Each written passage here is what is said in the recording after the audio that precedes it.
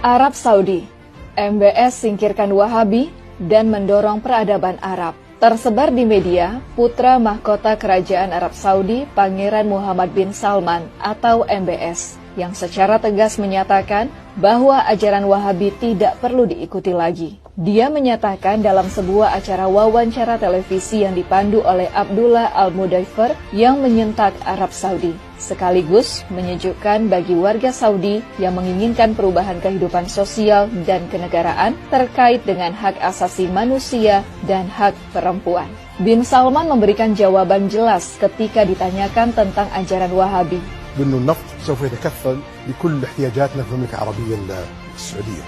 Ketika kita berkomitmen untuk mengikuti ajaran ideologi tertentu atau cendekiawan tertentu, ini berarti kita mendewakan manusia. Bin Salman menambahkan, tidak ada aliran pemikiran yang tetap dan tidak ada orang yang sempurna. Kita harus terlibat dalam interpretasi teks-teks Al-Quran yang berkelanjutan dan hal yang sama berlaku tradisi-tradisi yang diajarkan Nabi.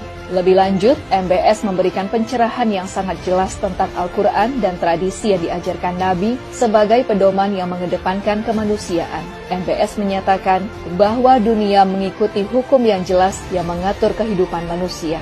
Peran kami para penguasa Saudi, kata MBS, adalah untuk memastikan semua hukum yang disahkan di Arab Saudi tidak bertentangan dengan kepentingan kita Arab Saudi. Wahabi tidak hanya dilihat sebagai penghambat kemajuan dan modernisasi, namun sekarang Wahabi dianggap tidak berguna sama sekali bagi eksistensi Arab Saudi.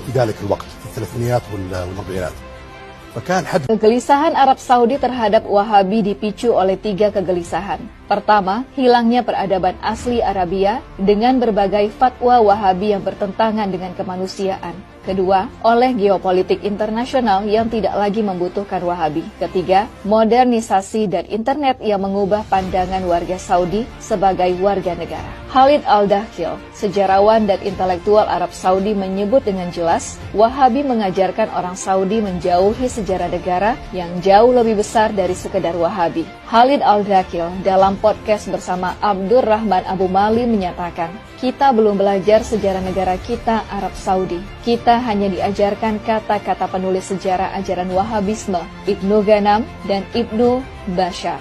Dan sampai sekarang kita masih menjalaninya.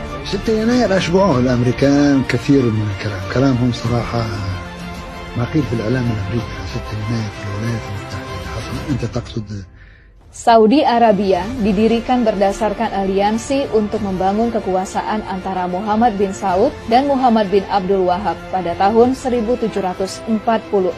Bin Saud mendapatkan kekuasaan sebagai Raja Jazirah Arab. Muhammad bin Abdul Wahab menjadi juru stempel legitimasi kekuasaan bin Saud dengan menggunakan isu agama. Sejak saat itu, Saudi Arabia dan ajaran Wahabi menjadi satu kesatuan.